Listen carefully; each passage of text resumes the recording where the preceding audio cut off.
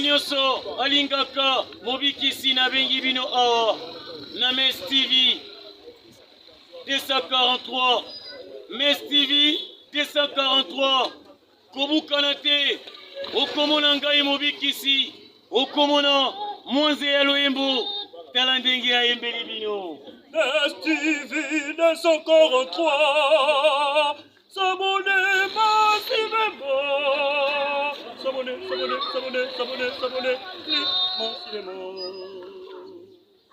Mobikisi mwangai. Ah, tikizalaki elengi ya loyembo na yo na MS 243 tala esika bakomi s'abonner na rouge kamata lisapi oyo lembolelaka supu ya madesu tobika likonga wana ya mukie landa yango Mes TV 243.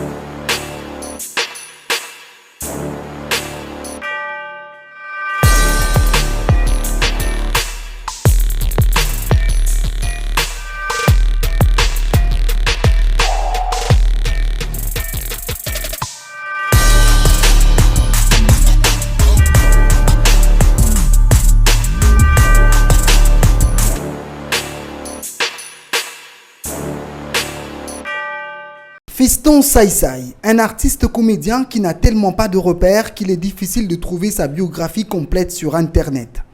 À peine cette page, de son vrai nom, Fiston Mafinga, voit le jour le 30 juin. En véritable complexité de son âge, l'année de sa naissance va rester secrète. C'est en 1994 qu'il commence la comédie dans le groupe Bagaza. Ses premières apparitions laissent déjà transparaître un comédien au style terre-à-terre et vulgaire, visage peint de braise, petite tenue et parfois torse nu, l'essentiel des rôles interprétés par Saïsaï sont répugnants et hideux. Pendant de longues années, sans talent hors du commun, Saïsaï va rester dans l'anonymat. Il goûte au succès avec une pièce théâtrale, si on doit parler comme les Quinois, bien qu'il s'agisse d'une télédramatique, Jésus de Mbandaka. Le style sale de l'artiste est une fois de plus manifeste. Visage noirci, cheveux crasseux, tunique bizarre, Saïsaï vend l'image d'un comédien moyenâgeux en plein 21e siècle. Fiston va mystérieusement vers les années 2008-2010 trouver grâce à la famille présidentielle de l'époque. C'est finalement avec l'ancienne première dame Olive Lembe que Saïsaï va compter des dollars américains par milliers.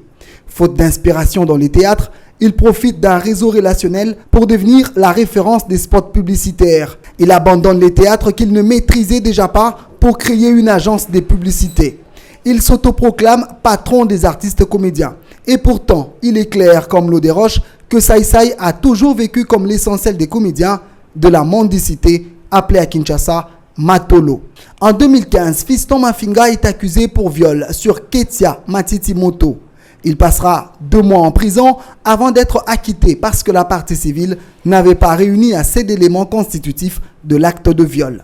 En s'attaquant aux journalistes, Saïsaï oublie que les SOS des comédiens qui manquent des moyens pour payer leurs factures une fois malades passent toujours par les mêmes journalistes. Sans niveau d'études conséquent, il promet d'utiliser YouTube pour diffuser ses sketchs de mauvais goût, oubliant que même dans les pays où YouTube a vu le jour, les médias traditionnels existent encore. Patron des comédiens et pourtant Saïsaï avait pris part à l'échange avec la première dame Denise Nyakeru qui a mis en place une mutuelle pour les soins de santé des comédiens. Drôle des patrons. Ou sinon, l'homme ignore tout du mot patron. Si les journalistes ont leurs problèmes, il n'appartient pas aux comédiens rabougris comme Fiston Saïsaï de leur faire la morale. Si Saïsaï était aussi grand qu'il le prétend, il serait ici, au Marrakech du rire.